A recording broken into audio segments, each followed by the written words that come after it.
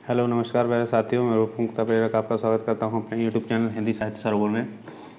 किन्हीं कारणवश आज जो है वीडियो नहीं आ पाई थी, तो उससे आगे जो है आज मैं जो आपको बताने जा रहा हूं वो शोध अधिक्षमता यानी कि रिसर्च एप्टीट्यूड से संबंधित कुछ प्रश्न हैं इस वीडियो में जो मैंने लिए हैं। कुछ 50 प्रश्न रहेंगे इस वीडियो में जिनके बारे में आज हम चर्चा करेंगे। तो ये 50 प्रश्नों का जो है सेट है और इसमें जो है हम बात करेंगे विस्तार से और जानेंगे रिसर्च एप्टीट्यूड के महत्वपूर्ण प्रश्नों के बारे में।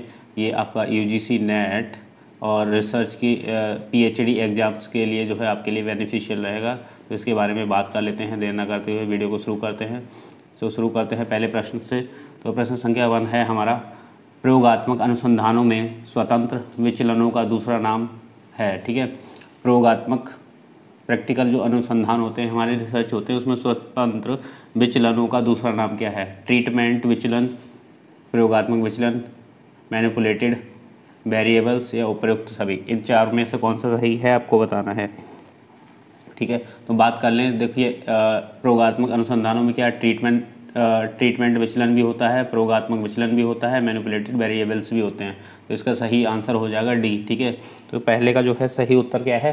हमारा डी है। ठीक है, बात कर लेते हैं अगले प्रश्न की। तो अगला प्रश्न है हमारा आपकी स्क्रीन पर, यदि आप किसी बड़े नमूने का प्रयोग कर रहे हैं तो आप विचलन नियंत्रण का कौन सा तरीका अपनाएंगे? ठीक है, बड़े नमूने का प्रयोग कर रहे हैं तो विचलन का कौन सा जो है तरीका अपनाएंगे? मेथड की बात पूछ रहा है। तो यहाँ पर है यादृच्छिकरण और जोड़ा मिलाना, अलग हटाना तथा जोड़ा मिलाना दोनों, या विलोपन। ठीक है, तो यादृच्छिकरण या फिर जोड़ा मिलाना या जो है अलग हटाना तथा जोड़ा मिलाना या दोनों, या विलोपन। ठीक है, तो इसके बारे में बात कर लेते हैं। तो इसका जो है हमारा पहला जो है सही है। इसका जो है बात करें तो इसका ऑप्शन ए सही है। ए ऑप्शन यानी कि यादृच्छिकरण। ठीक है, नेक्स्ट प्रश्न पर बढ़ते हैं। अगला प्रश्न है प्रश्न संख्या 3, अनुसंधान का अंतिम निष्कर्ष अधिक ठीक होगा यदि चुना गया नमूना। ठीक है, 4 विकल्प हैं आपके सामने। यादृच्छिक रूप से लिया गया हो, कोटा द्वारा निर्धारित किया गया हो। ठीक है, पहला, दूसरा, तीसरा है हमारा जनसंख्या का प्रतिनिधित्व करता है या फिर उद्देश्यात्मक है। ठीक है, तो प्रश्न संख्या 3 की बात करें तो इसका सही उत्तर हो जाएगा हमारा जनसंख्या का प्रतिनिधित्व करता है। ठीक है, अनुसंधान का जो है अंतिम निष्कर्ष अधिक ठीक होगा यदि वह जनसंख्या का प्रतिनिधित्व करता है। ठीक है, चलिए बढ़ते हैं अगले प्रश्न पर। प्रश्न संख्या 4 की बात कर रहा है हमारा, अनुसंधानकर्ता उत्तरदाता को प्रभावित कर सकता है डाक प्रणाली के द्वारा, अनुसूची प्रणाली के द्वारा, प्रायोगिक विधि में या साक्षात्कार विधि में। तो इन 4 ऑप्शंस में से कौन सा सही है? तो ये है अनुसूची प्रणाली। ठीक है, जो अनुसूची होती है हमारी, ठीक है, उसके द्वारा अनुसंधानकर्ता उत्तरदाता को प्रभावित कर सकता है। ठीक है, तो इसका उत्तर बी सही होगा। चलिए बढ़ते हैं अगले प्रश्न पर। प्रश्न संख्या 5 कह रहा है, सामूहिक साक्षात्कार में अनुसंधानकर्ता एक बार में एक ही व्यक्ति से साक्षात्कार करता है, एक बार में एक से अधिक व्यक्तियों से साक्षात्कार कर सकता है, या फिर किसी से भी साक्षात्कार नहीं करता, या इसका जो अंतिम विकल्प है राज्य के कर्मचारियों से साक्षात्कार करता है। तो सामूहिक साक्षात्कार में देखिए यहाँ क्या जुड़ा हुआ है? सामूहिक। ठीक है, जहाँ सामूहिक की बात आ जाती है तो वहाँ देखिए सामूहिक का मतलब क्या होता है? ठीक है, समूह में। ठीक है, तो एक से अधिक व्यक्तियों की बात हो रही है वहाँ पर। तो सामूहिक में क्या है? एक से अधिक लोगों से हम साक्षात्कार कर सकते हैं। जैसे ये आपके राउंड में सारे लोग बैठे हुए हैं, 1 2 3 4 5 6। ठीक है, इस तरीके से, और बीच में एक जो है साक्षात्कार लेने वाला होता है, जैसे कोई मीडिया का कोई जो है पब्लिक में जाता है, उस तरीके से आप उससे पूछ सकते हैं। बात कर लेते हैं अगले प्रश्न की। प्रश्न संख्या 6, कार्ल मार्क्स जनक हैं। ठीक है, कार्ल मार्क्स जनक हैं समाजवाद के, आदर्शवाद के, व्यक्तिवाद के या संघवाद के। तो ये 4 विकल्प हैं, इनमें से सही उत्तर क्या होगा आपको बताना है। तो जो कार्ल मार्क्स थे वो किसके जनक थे? समाजवाद के। किसके? समाजवाद के जनक थे। ठीक है, चलिए बढ़ते हैं अगले प्रश्न की तरफ। प्रश्न संख्या 7 है स्क्रीन पर, इसके विकल्प हम देख लेते हैं। तो बात करें प्रश्न संख्या 7 की, तो एक शोधकर्ता केवल 10 सदस्यों को 50,000 की कुल जनसंख्या में से चुनता है और इसे ठीक समझता है, क्योंकि ठीक है, जो एक रिसर्चर होता है, रिसर्च करता है, ठीक है, जो शोधकर्ता होता है, ठीक है, केवल 10 सदस्यों को 50,000 की कुल जनसंख्या में से चुनता है। ठीक है, 50,000 की जनसंख्या में से 10 को चुनता है और इसे ठीक समझता है क्योंकि वह एक अच्छा शोधकर्ता है। विकल्प 1, उसे अपने सुपरवाइज़र द्वारा सलाह दी गई है, या जनसंख्या समगुणीय है, या उपयुक्त सभी। इनमें से कौन सा उत्तर सही है? ठीक है, तो जब कोई देखो शोध करता है और वो है 50,000 में से किसी 10 सदस्यों को निकालता है, तो यहाँ पर जो है एक बेस्ट ऑप्शन की बात करें, जो बेहतर होगा, तो हम बात करेंगे उससे अपने सुपरवाइज़र द्वारा सलाह दी गई है कि किस तरीके से आपको शोध करना है और आपको किस तरीके से एक बड़ी संख्या में से कम संख्या और अपनी महत्वपूर्ण संख्याओं को निकालना है। तो इसे कहते हैं सैम्पलिंग। ठीक है, ये भी आप समझ लीजिए। प्रश्न संख्या 8 की बात करें तो प्रश्न संख्या 8 कह रहा है एक सांख्यिकीय मापक जो पूरी जनसंख्या पर आधारित होता है परिमाप कहलाता है। वह मापक जो नमूने पर आधारित होता है वह कहलाता है, क्या कहलाता है? इसके बारे में आपको बताना है। विकल्प 1 है नमूना चयन परिमाप और निष्कर्ष और सांख्यिकीय, और इसका जो है फोर्थ यानी कि अंतिम विकल्प है इनमें से कोई नहीं। तो आपको बताना है इनमें से कौन सा विकल्प हमारा सही है। तो प्रश्न संख्या 8 में जो है सही विकल्प क्या है? सांख्यिकीय। ठीक है, तो सांख्यिकीय माप की बात कर रहा है तो सांख्यिकीय ही होगा। ठीक है, तो पूरी जनसंख्या पर आधारित तो जो परिमाप कहलाता है वो सांख्यिकीय ही कहलाएगा। प्रश्न संख्या 9 और 10 की बात कर लेते हैं। 9 की बात करते हैं पहले। तो जब जनसंख्या निश्चित हो तो निम्नलिखित में से कौन सी नमूना तकनीक प्रयोग की जाती है? ठीक है, जब संख्या निश्चित हो, जब जनसंख्या आपकी जो है स्थिर हो या जो है निश्चित हो, पता चल जाए, तब क्या करेंगे? कौन सी टेक्निक जो है यूज़ करेंगे? क्षेत्र नमूना चयन विधि, उद्देश्यात्मक नमूना चयन विधि, या रीतिबद्ध नमूना चयन विधि, या इनमें से कोई नहीं। 4 विकल्प हैं आपके सामने, विकल्प कौन सा सही है आपको बताना है। ठीक है, तो रीतिबद्ध नमूना चयन विधि, स्टेप बाय स्टेप। ठीक है, रीतिबद्ध जो है चलेगी, तो रीतिबद्ध हमारी जो है नमूना चयन विधि जब जनसंख्या निश्चित हो तब हम उसे यूज करते हैं। प्रश्न संख्या 10 पर आ जाते हैं। तो प्रश्न संख्या 10 कह रहा है हमारा, एक जनसंख्या की सामाजिक हैसियत का अध्ययन करते हुए शोधकर्ता ने निष्कर्ष निकाला कि श्रीमान एक्स सामाजिक रूप से पिछड़ा है। उसका यह निष्कर्ष है। ठीक है, अब किसी एक जनसंख्या को जो है सामाजिक हैसियत पर अध्ययन जब किया गया था तो रिसर्चर यानी कि शोधकर्ता ने ये पाया है कि जो एक कोई एक्स नाम की जो श्रीमान है वो समाज में क्या है? पिछड़े हुए हैं। तो क्या कारण है, क्या इसके विकल्प हैं, मैं आपको दिखा देता हूँ और आपको बताना है उनमें से कौन सा सही है। ठीक है, तो ये गलत है या सही है, अपूर्ण है या सत्य है, या पक्षपातपूर्ण है। ठीक है, इस तरीके के विकल्प दिए हैं प्रश्न संख्या 10 में। ठीक, तो प्रश्न संख्या 10 में ये क्या है? अपूर्ण सत्य है। ठीक है, आप एकदम से किसी का डाटा निकाल के इस तरीके से नहीं कह सकते कि ये ही अकेला जो है व्यक्ति या एक्स श्रीमान ही केवल पिछड़े हुए हैं। ठीक है, उसका पूरा डाटा एक जो है एनालाइज करेंगे आप, तब वहाँ पर जो है आपको पता चलेगा कि कितने जो हैं लोग वहाँ पर पिछड़े हुए हैं। तो ये क्या है? अपूर्ण है, अपूर्ण सत्य है। ठीक है, अपूर्ण का मतलब आधा। ठीक है, चलिए बढ़ते हैं अगले प्रश्न की। अब प्रश्न है हमारा 11 है, अनुसंधान की वैधता वैलिडिटी को बढ़ाया जा सकता है। ठीक है, असंगत घटकों को दूर करके। ठीक है, जनसंख्या का सही प्रतिनिधित्व करने वाला नमूना चुनकर। ए बी दोनों सही हैं, इनमें से कोई सही नहीं है, आपको बताना है विकल्प कौन सा सही है प्रश्न संख्या 11 में। ठीक है, दोनों सही हैं आपके, ए और बी। बात कर लेते हैं इसकी 11 की। तो देखिए, अनुसंधान की जो वैलिडिटी है यानी कि वैधता होती है वो असंगत घटकों को दूर करके, ठीक है, उसे बढ़ाई जा सकती है, और जनसंख्या का सही प्रतिनिधित्व करने वाला नमूना चुनकर उसे बढ़ाया जा सकता है। बढ़ते हैं अगले प्रश्न की तरफ। प्रश्न संख्या 12 है। प्रश्न संख्या 12 है, क्षेत्र अध्ययन संबंधित है। ठीक है, वास्तविक जीवन परिस्थितियों में, प्रयोगात्मक परिस्थितियों में, प्रयोगशाला की स्थिति में, इनमें से कोई नहीं है। ठीक है, ये प्रश्न संख्या 12 है। प्रश्न संख्या 12 का क्या है? वास्तविक जीवन परिस्थितियों में। ठीक है, क्या है? वास्तविक जीवन परिस्थितियों में। क्षेत्र का अध्ययन संबंधित है वास्तविक जीवन जो है परिस्थितियों में। अगर आप किसी क्षेत्र विशेष का जो है अध्ययन करते हैं तो वहाँ के आपको वास्तविक जीवन पर जो है अध्ययन करना पड़ेगा, वहाँ की परिस्थितियों को जानना पड़ेगा। ये है हमारा क्षेत्र विशेष का अध्ययन। बात कर लेते हैं प्रश्न संख्या 13 की। तो बाह्य आलोचना करने के लिए आधार सामग्री की सत्यता को निर्धारित करने के लिए एक शोधकर्ता को सत्यापित करना चाहिए। ठीक है, क्या सत्यापित करना चाहिए? ए, लेखक के हस्ताक्षर तथा हाथ की लिखावट को, उस काल में प्रयोग किए गए कागज तथा स्याही को जिस पर युग का अध्ययन कर रहा है, उस काल की भाषा तथा शैली को, या उपर्युक्त सभी को। तो 13 का कौन सा विकल्प सही है? इसका विकल्प है आपका डी सही। लेखक के जब बाह्य आलोचना करने के लिए आधार सामग्री की सत्यता की जो है सत्यता को निर्धारित करने के लिए एक शोधकर्ता को क्या करना चाहिए, लेखन के जो है हस्ताक्षर की लिखावट, हाथ की लिखावट जो है इफेक्ट करेगी, और उस काल में प्रयोग किए गए कागज़ तथा स्याही को जिस युग का वह अध्ययन कर रहा है और उस काल की भाषा और शैली, ठीक है, जैसे हमारा हिस्ट्री में होता है, ठीक है। चलिए बढ़ते हैं अगले प्रश्न की तरफ। प्रश्न संख्या 14। प्रश्न संख्या 14 कह रहा है इंडक्शन की तार्किकता निकट है, ठीक है। इंडक्शन नमूना चयन के तर्क से, परीक्षण के तर्क से, नियंत्रित विचलन के तर्क से, इनमें से कोई नहीं, ठीक है। तो प्रश्न संख्या 14 का उत्तर कौन सा है, ठीक है, नमूना चयन के तर्क से, ठीक। चलिए बढ़ते हैं अगले प्रश्न की तरफ। प्रश्न संख्या 15। एक अनुसंधान की विश्वसनीयता तथा वैधता उस समय खतरे में पड़ जाती है जब लेखक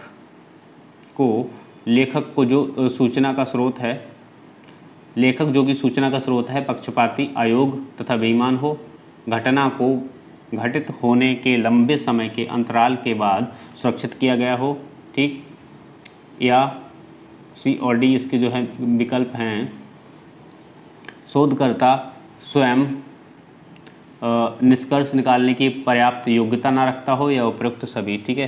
तो आपको बताना है प्रश्न संख्या 15 का उत्तर, ठीक। तो 15 का जो है हमारा डी विकल्प सही है। एक बार इसके सभी विकल्पों को देख लेते हैं और प्रश्न भी देख लेते हैं। एक अनुसंधान को विश्वसनीयता तथा वैधता उस समय खतरे में पड़ जाती है। देखिए इसके चारों विकल्प सही हैं, तो हम विकल्प देख लेते हैं। लेखक जो कि सूचना का स्रोत या पक्षपाती या अयोग्य करता है, या लेखक जो है बेईमान हो, तो वो सही तरीके से आंकड़े क्या करेगा, नहीं दे पाएगा। गणना को घटित होने के लंबे समय के अंतराल के बाद सुरक्षित किया गया हो, ठीक है, और शोधकर्ता भी निष्कर्ष निकालने की पर्याप्त योग्यता न रखता हो। तो ये अगर विकल्प हैं सारे, तो शोध सही मायनों में विश्वसनीय या वैलिड नहीं होगा। चलिए बात कर लेते हैं अगले प्रश्न की। प्रश्न संख्या 16।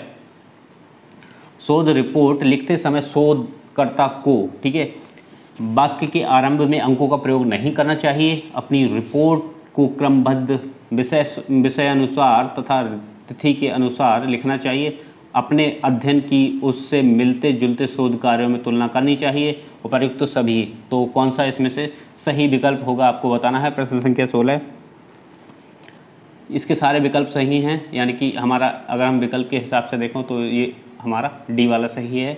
बात कर लेते हैं सभी विकल्पों की। तो देखिए वाक्य के आरंभ में अंकों का प्रयोग नहीं करना चाहिए शोध रिपोर्ट लिखते समय एक शोधकर्ता को, ठीक है।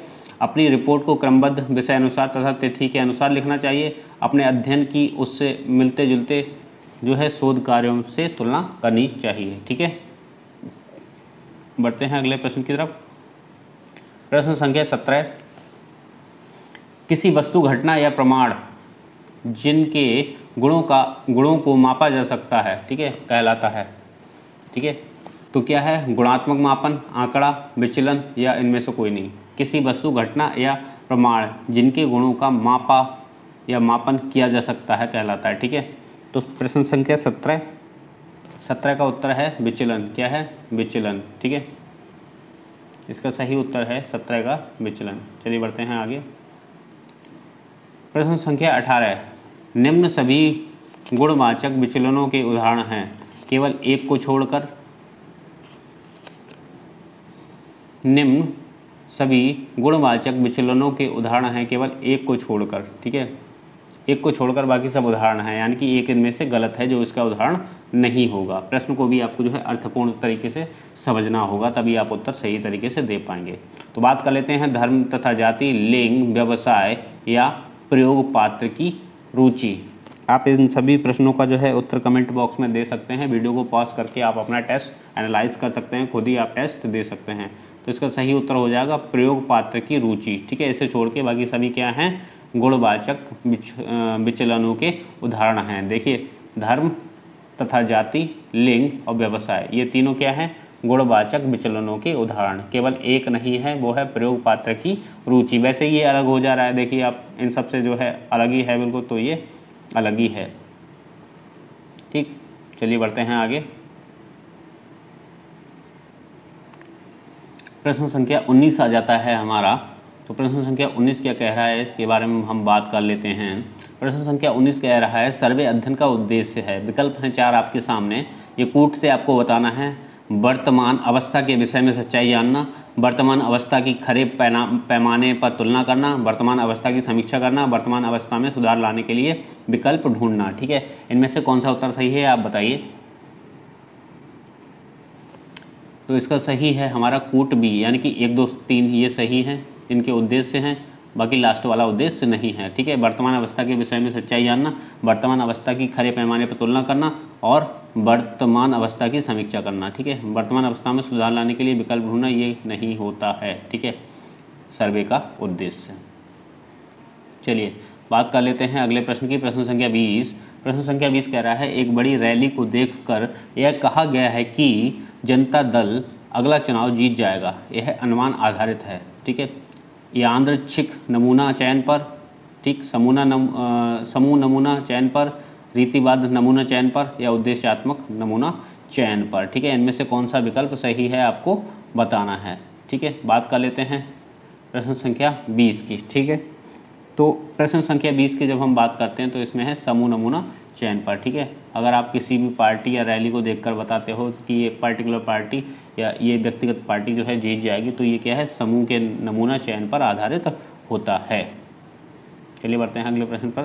प्रश्न संख्या 21। 9 वर्ष के बच्चे 7 वर्ष के बच्चों की अपेक्षा लंबे होते हैं, यह उदाहरण है। ठीक है, एक आपको बताया गया है कि 9 वर्ष के बच्चे 7 वर्ष के बच्चों की अपेक्षा लंबे होते हैं। किसका उदाहरण है आपसे पूछा गया है। ठीक है, चलिए क्या है, सीधे अध्ययन का, क्रॉस सेक्शनल अध्ययन का, केस अध्ययन का, प्रयोगात्मक अध्ययन का। ठीक है, तो आपको बताना है ये है किसका, प्रयोगात्मक अध्ययन का। ठीक है, अगर आप किसी भी बच्चे पर जो है शोध कर रहे हैं इस तरीके का, तो वो कहलाया जाएगा आपका प्रयोगात्मक अध्ययन। कि 9वीं क्लास के जितने भी बच्चे होते हैं वो 7वीं क्लास के या 7वीं वर्ष के जो है बच्चों की अपेक्षा लंबे होते हैं, तो ये इसका प्रयोगात्मक अध्ययन सही होगा। बात कर लेते हैं अगले प्रश्न की। प्रश्न संख्या 22 है हमारा, अनुसंधान की गुणवत्ता निर्भर करती है। ठीक है, अनुसंधानकर्ताओं के समर्पण पर, शोध प्रविधि के प्रशिक्षण पर, उपलब्ध सुविधाओं पर या उच्च तकनीक के उपयोग पर। ठीक है, इनमें से कौन सा सही है आपको बताना है। ठीक, प्रश्न संख्या है हमारा कौन सा, 22, प्रश्न संख्या 22, और इसका विकल्प है हमारा उच्च तकनीक के प्रयोग पर। ठीक है, अनुसंधान की गुणवत्ता निर्भर करती है कि आपको उच्च टेक्नोलॉजी, ठीक है, का प्रयोग आता है या नहीं आता है, आता है तो मिल रहा है या नहीं। ठीक है, बात कर लेते हैं प्रश्न संख्या 23 की। वास्तविक तत्वों के आधार पर एक आदर्श की स्थापना की जाती है। ठीक है, आदर्श विश्लेषण पद्धति में, विपरीत निगमन पद्धति में, प्रयोगात्मक पद्धति में, तुलनात्मक पद्धति में। ठीक है, कौन सा उत्तर सही है आपको बताना है।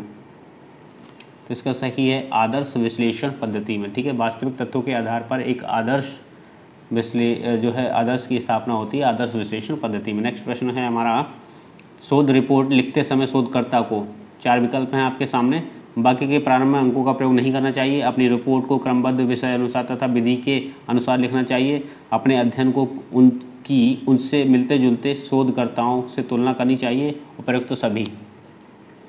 तो प्रश्न संख्या 24 का डी है, यानी कि सभी हमारे विकल्प सही हैं। इन विकल्पों को आप देख लीजिए और अच्छे से पढ़ लीजिए। आपकी रिपोर्ट तभी सही होगी जब रिपोर्ट लिखते समय शोधकर्ता को वाक्य के आरंभ में अंकों का प्रयोग नहीं करना चाहिए। इस तरीके का प्रश्न ऊपर भी आ चुका है। ठीक है, अपनी रिपोर्ट को क्रमबद्ध विषय अनुसार तथा विधि के अनुसार लिखना चाहिए, अपने अध्ययन को उससे मिलते जुलते शोध कार्यों से तुलना करनी चाहिए। ठीक है, इनके चारों विकल्प सही हैं, यानी कि 3 विकल्प सही हैं, जो यानी कि चौथा वाला वो हमारा सही है। बात करते हैं प्रश्न संख्या 25 की। प्रश्न संख्या 25 है, एक शोध समस्या को तभी समुचित ठहराया जा सकता है जबकि वह अनुसंधान करने योग्य हो, नई हो तथा ज्ञान में वृद्धि ला सकती हो, उपयोगी हो तथा समय संगत हो, उपयुक्त सभी। ठीक, तो यहाँ पर जो है प्रश्न संख्या 25 का उत्तर क्या है वो आपको बताना है। प्रश्न संख्या 25 है डी। ठीक है, तो देखिए प्रश्न संख्या 25 का जो है उत्तर डी है, यानी कि तीनों विकल्प ऊपर के सभी सही हैं। एक शोध समस्या को तभी समुचित ठहराया जा सकता है जब अनुसंधान करने योग्य हो, ठीक है, नई हो तथा ज्ञान में वृद्धि ला सकती हो, ठीक है, उपयोगी हो तथा समय संगत हो। ठीक, चलिए बढ़ते हैं आगे।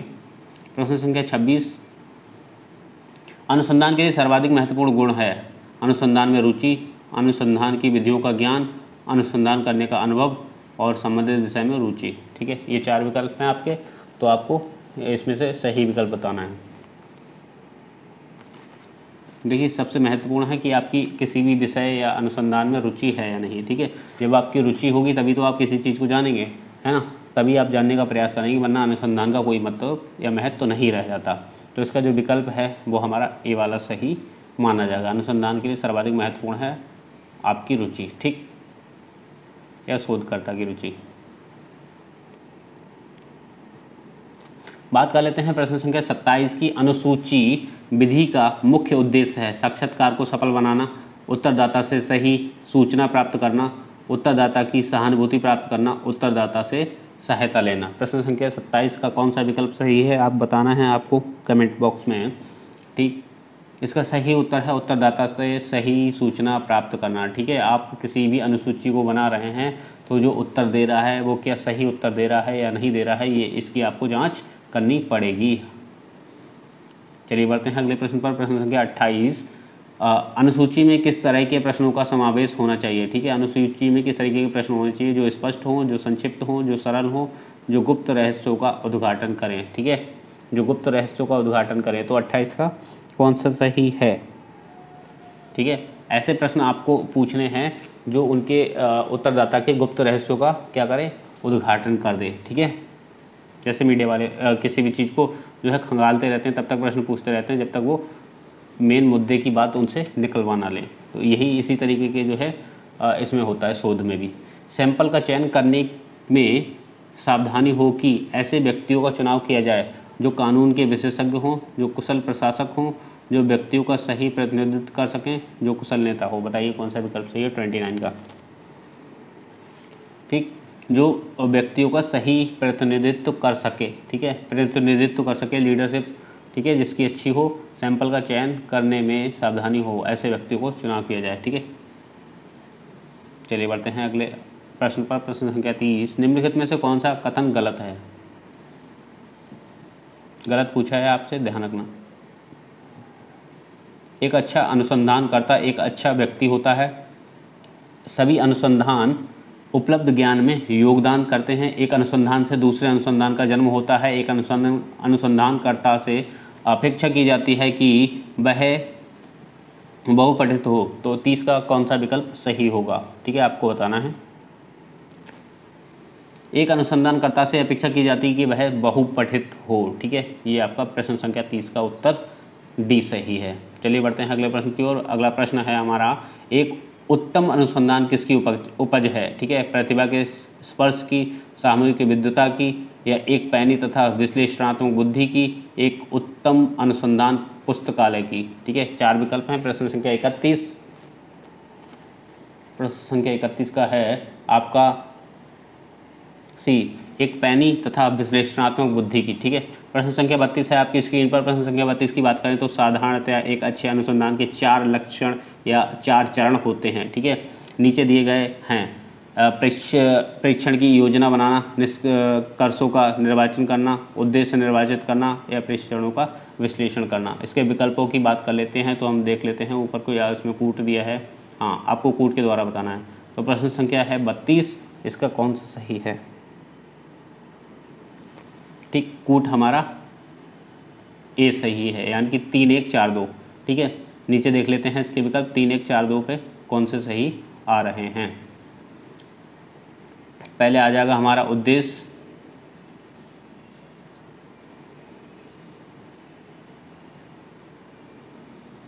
ठीक, पहले आ जाएगा हमारा क्या, उद्देश्य निर्धारित करना। फिर दूसरा आ जाएगा हमारा 3 1। ठीक है, प्रक्षेपण की योजना बनाना। ठीक, फिर तीसरा आ जाएगा निष्कर्षों का निर्वाचन करना। चौथा आ जाएगा परीक्षणों का विश्लेषण करना। ठीक, बढ़ते हैं अगले प्रश्न की ओर। प्रश्न संख्या 33, किसी अनुसंधान में अनुसंधानकर्ता को,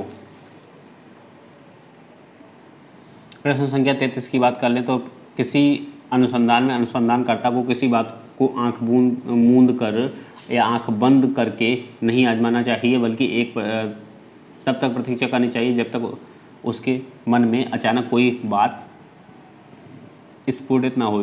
ठीक है, कतिपय विशिष्ट उप क्षेत्रों में न्यून से न्यून के बारे में अधिक जानकारी होनी चाहिए। उस क्षेत्र की हर बात की जानकारी होनी चाहिए और उसे बारीकियों याद यदि कोई हो को जानने की चिंता नहीं करनी चाहिए। उपरोक्त में से कोई नहीं। कौन सा विकल्प सही है? प्रश्न संख्या 33 का।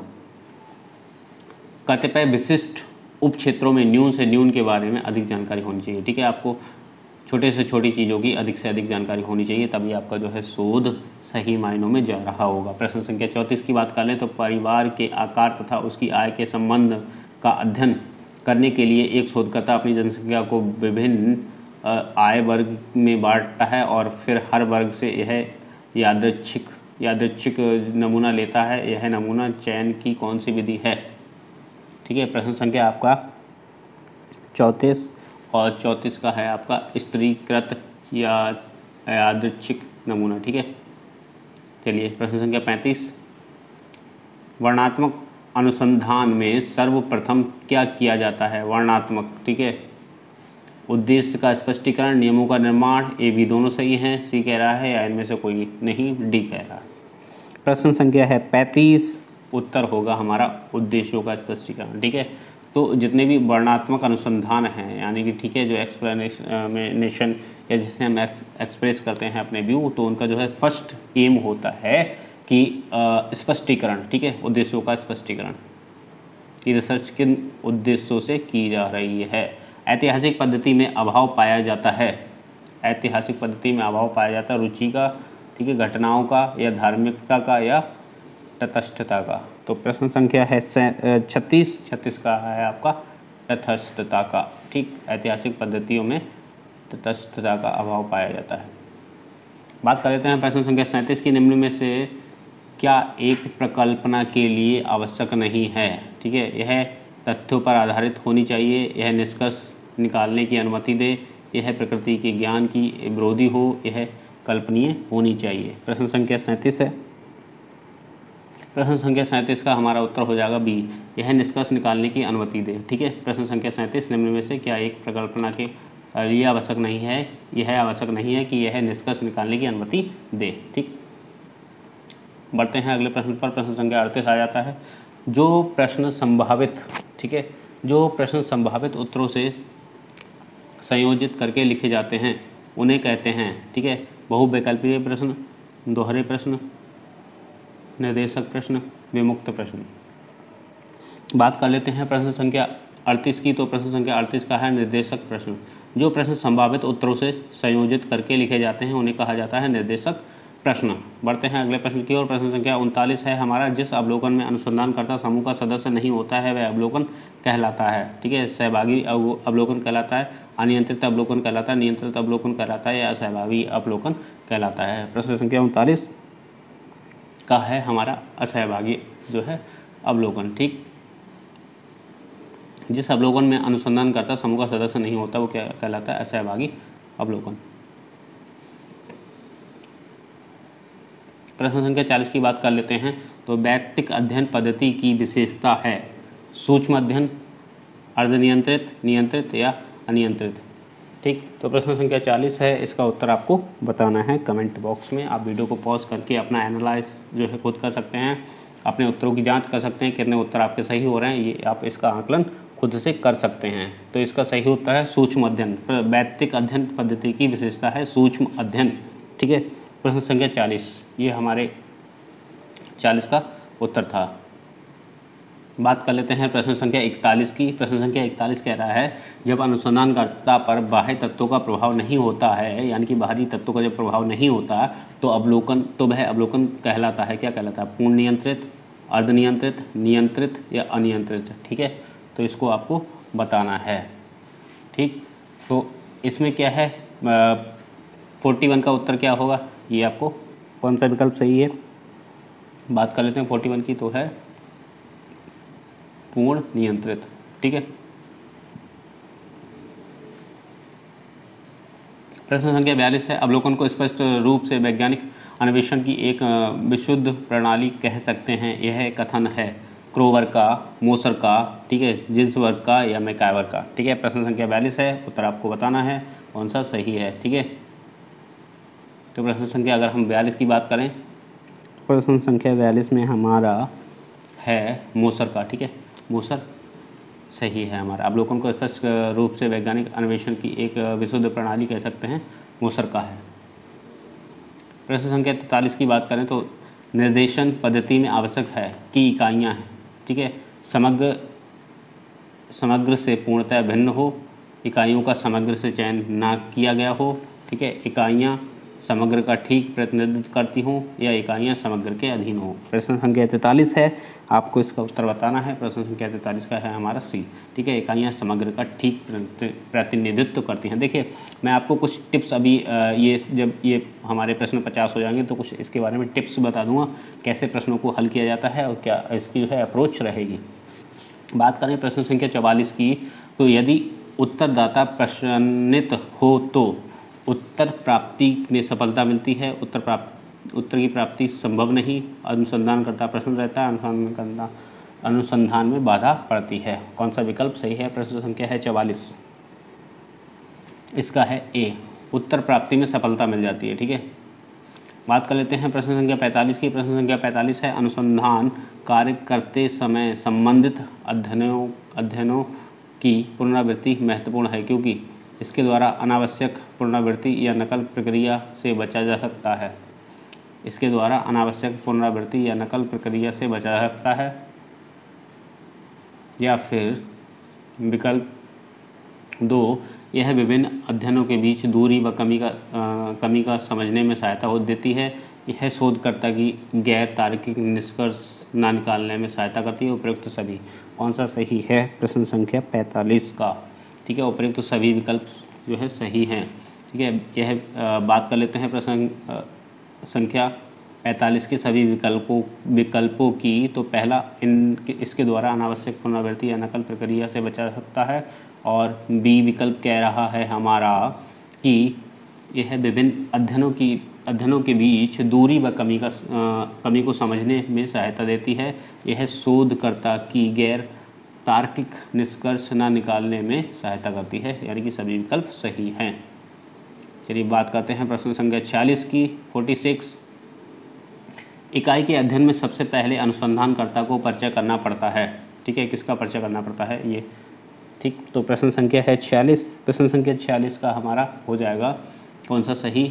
व्यक्तियों का, इकाइयों की समस्या का, नागरिक के चरित्र का या सहयोगियों का? तो इसका सही है इकाई की समस्या का। इकाई के अध्ययन में सबसे महत्वपूर्ण, सबसे पहले अनुसंधानकर्ता को परिचय करना पड़ता है इकाई की समस्या का। ठीक है, बात करते हैं प्रश्न संख्या 47 की। प्रश्न संख्या 47 है, जब अनुसंधानकर्ता संपूर्ण समुदाय का इकाई के रूप में अध्ययन करता है तो वह विधि कहलाती है। ए, व्यक्ति का व्यक्तिगत अध्ययन, समुदाय का व्यक्तिगत अध्ययन, नगर का व्यक्तिगत अध्ययन, गांव का व्यक्तिगत अध्ययन।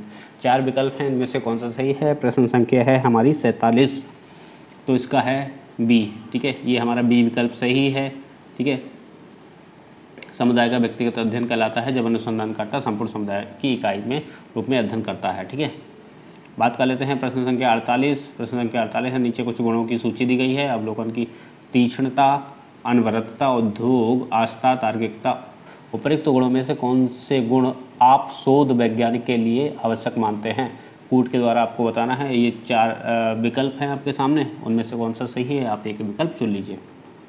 तो प्रश्न संख्या 48 की बात करें तो इसका सही हो जाता है हमारा सी, 1, 2, 5, 4। 1, 2, 5 और 4 इस तरीके से आ जाएंगे, यानी कि पहले आ जाएगा अवलोकन की तीक्ष्णता। ठीक है, फिर आ जाएगा हमारा अनवरतता और 5वां नंबर तार्किकता, और वो आ जाएगा हमारा पहले तार्किकता, फिर आ जाएगा आस्था। ठीक, ये विकल्प हमारे सही इस क्रम में आ जाएंगे। बात कर लेते हैं एक अच्छी प्रश्नावली का गुण क्या है। ठीक है, प्रश्नों का विशालाकार, जटिल प्रश्नों की अधिकता या प्रश्नों की सरलता व स्पष्टता या प्रश्नों की न्यूनता व स्पष्टता। तो प्रश्न संख्या है 49, आज की वीडियो का सेकंड लास्ट प्रश्न है ये। तो बात करें तो देखिए यहाँ पर क्या है, प्रश्नों की सरलता व स्पष्टता, ठीक सही होगा। बात कर लेते हैं आज के अंतिम प्रश्न की। तो प्रश्न संख्या 50 है, क्षेत्र अध्ययन संबंधित है। क्षेत्र का जो है अध्ययन किससे संबंधित है? वास्तविक जीवन परिस्थितियों से या प्रयोगात्मक परिस्थितियों से, प्रयोगशाला की स्थिति से, या इनमें से कोई नहीं। 4 विकल्प हैं आपके समक्ष। प्रश्न संख्या है 50, इसका उत्तर हो जाएगा वास्तविक जीवन परिस्थितियों से। तो देखिए मुझे लगता है कि 1-2 प्रश्न यहाँ पर जो है रिपीट भी हुए हैं, तो मैं बात कर लूँ इस पर कुछ मैं बता दूँ आपको ऑथेंटिक पॉइंट। देखिए क्या होता है मित्रों, अगर मैं बात करूँ इसकी, तो देखिए चाहे आपका अगर कोई भी पेपर इस तरीके का होता है जिसमें आपका टीचिंग एप्टीट्यूड, चाहे वो सीटेट का पेपर हो, ठीक है, टेट का हो, जिसमें आपकी पेडागोजी टाइप की आती है, या नेट का हो, ठीक है, तो ये हमारा शोध से संबंधित है। तो इन सभी भी पेपरों में एक ट्रिक काम करती है, वो ट्रिक मैं आपको बता देता हूँ। वो ट्रिक ये है, देखिए सबसे पहले तो आपको कुछ पॉइंट यानी कि कुछ बिंदुओं पर जो है काम करना पड़ेगा। सर्वप्रथम आपको ये याद रखना है कि आप जिस भी प्रश्न को पढ़ रहे हैं, ठीक है, उसे पॉजिटिव लें, ठीक है। सबसे पहले उसके विकल्पों को पॉजिटिव से नेगेटिव की तरफ आपको जाना है, ठीक है, पॉजिटिव से नेगेटिव की तरफ जाना है। और सबसे पहले प्रश्न पर ये ध्यान दे लेना है आपको कि प्रश्न में नॉट या नहीं तो नहीं लिखा हुआ है, ठीक है। तो गलत या नहीं या नॉट वाले जो है प्रश्नों पर आपको ध्यान देना है। किस तरीके का प्रश्न जो है विकल्प को आपको हटाने के लिए कह रहा है। पहली बात तो ये हो गई कि प्रश्न को आप सही से पढ़ें, उसमें आपको पॉजिटिव चीज़ निकालने के लिए कह रहा है या नेगेटिव चीज़ निकालने के लिए कह रहा है, तो इस पर ध्यान देना है। दूसरा है, आप प्रश्न के विकल्पों को पॉजिटिव की तरफ लेकर जाएंगे, ठीक है। ज़्यादातर आपको पॉजिटिविटी देखनी है। जैसे मैं लास्ट वाले प्रश्न की बात कर लूँ तो इसमें क्या पूछा गया है, क्षेत्र अध्ययन संबंधित है, ठीक है। तो देखिए इसमें विकल्प हैं, 3 विकल्प हैं, वास्तविक जीवन परिस्थितियों से, प्रयोगात्मक परिस्थितियों से, प्रयोगशाला की स्थिति से। किसी भी क्षेत्र का अध्ययन करना है, ठीक है, तो वो किससे संबंधित होगा, ठीक है। तो देखिए हम जब किसी क्षेत्र में जाते हैं, किसी फील्ड में जाते हैं, तो वहाँ क्या वास्तविक जीवन की परिस्थितियों से संबंधित होता है। वहाँ के लोग कैसे रहते हैं, वहाँ के लोगों का जीवन कैसा है, ठीक है, उन लोगों की जो है परिस्थितियाँ कैसी हैं, वो जो है गरीब हैं, अमीर हैं, ठीक है, क्या क्या संसाधन हैं उनके पास। तो इस तरीके की जब आप जो है एक एक करके सारे स्टेप्स पर काम करते हो, तो आपके जो है प्रश्न जो विकल्प हैं उन्हें छांटने में आपको आसानी हो जाती है, ठीक है। तो आपको क्या ध्यान रखना है कि विकल्प में से आपको पॉजिटिव चीज़ें निकालनी हैं ज़्यादा से ज़्यादा, ठीक है। और इसके बारे में मैं जो है आपको अलग अलग पॉइंट्स इसी तरीके से बताता रहूँगा। आप इसका जो है नया नेक्स्ट जो इसका पार्ट आएगा अगला, उसके देखने के लिए हमारी वीडियो से बने रहें। आपको क्या आपके सुझाव हैं इस वीडियो से संबंधित, वो आप मुझे कमेंट बॉक्स में बता सकते हैं। आप वीडियो को लाइक कर सकते हैं, शेयर कर सकते हैं, सब्सक्राइब कर सकते हैं यदि आप चैनल पर नए हैं, ठीक है। तो मित्रों आज की वीडियो में ये 50 प्रश्न मैं शोध अधिक क्षमता से लेकर आया था, ठीक है। आपको ये वीडियो कैसी लगी तो आप ज़रूर मुझे कमेंट बॉक्स में बताइए। तो आज की वीडियो में बस इतना ही, मुझे इजाज़त दें, धन्यवाद।